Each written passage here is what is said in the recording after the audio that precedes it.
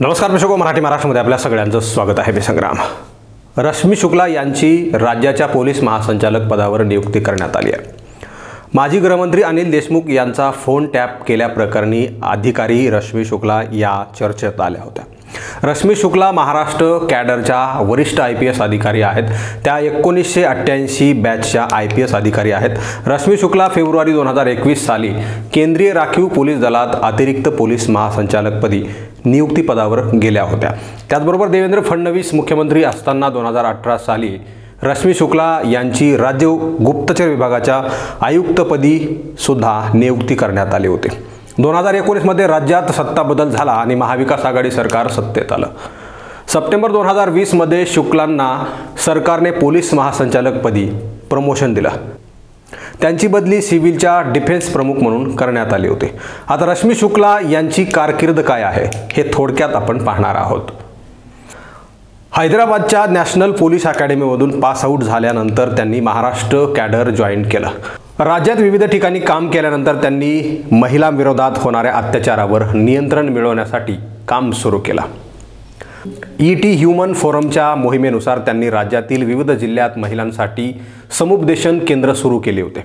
November 2008 मध्ये मुंबईत झालेल्या दहशतवादी हल्ल्यावेळी त्यांनी केंद्र आणि राज्य सरकारमध्ये कोऑर्डिनेटर म्हणून काम केलं होतं.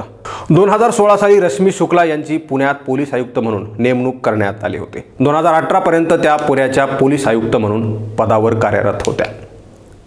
रश्मी शुक्ला यांना 2004 साली चांगल्या कामगिरीसाठी पोलीस महासंचालक पदक, 2005 मध्ये उत्कृष्ट सेवेसाठी राष्ट्रपती पदक आणि 2013 मध्ये पोलीस मेडल मिळालेलं होतं.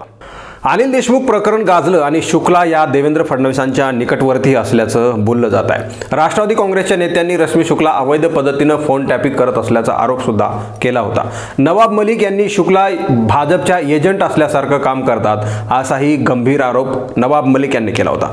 राजकीय विश्लेषक सांगतात की रश्मी शुक्ला देवेंद्र फडणवीसांच्या खूप जवळच्या अधिकारी असल्याची चर्चा राजकीय वर्तुळामध्ये सतत होत असते.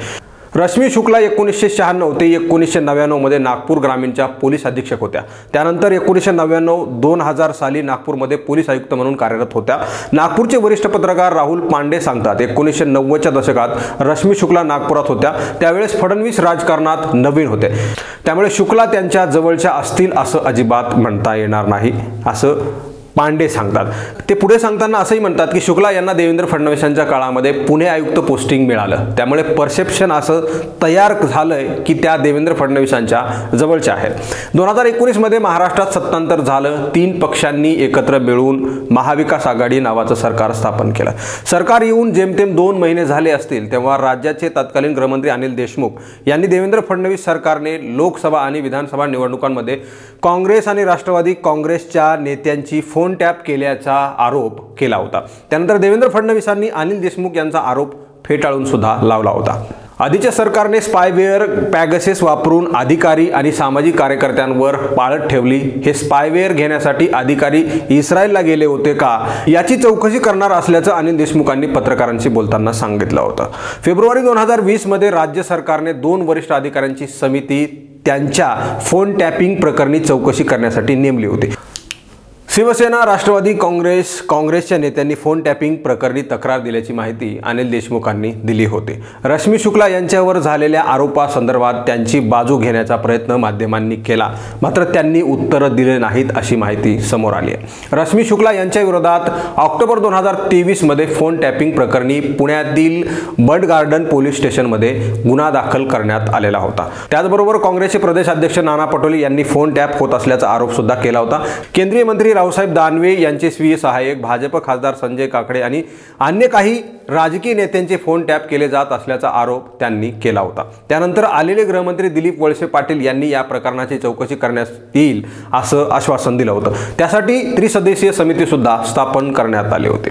राज्य मंत्रिमंडळाच्या 2021 पावसाळी अधिवेशनादरम्यान उपस्थित झालेल्या प्रश्नावर शासनाने 2015 ते 2019 या 5 वर्षाच्या कालावधीत संपूर्ण फोन टॅपिंग प्रकरणाची पडताळणी करण्याकरिता तत्कालीन पोलीस महासंचालक संजय पांडे यांच्या अध्यक्षतेखाली त्रिसदस्यीय समिती नेमली होती।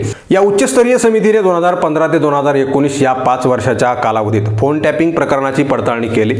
उपरोक्त कालावधीत अनिष्ट राजकीय हेतूने लोकप्रतिनिधींचे फोन गैरप्रकारे टॅप करण्यात आले आणि ते कसे याचा तपास करणे व तसे आढळल्यास अशा प्रकारनी संबंधितांवर जबाबदारी निश्चित करण्यासंदर्भात उच्चस्तरीय समितीने दिलेला अहवाल शासनाने स्वीकृत सुद्धा केला।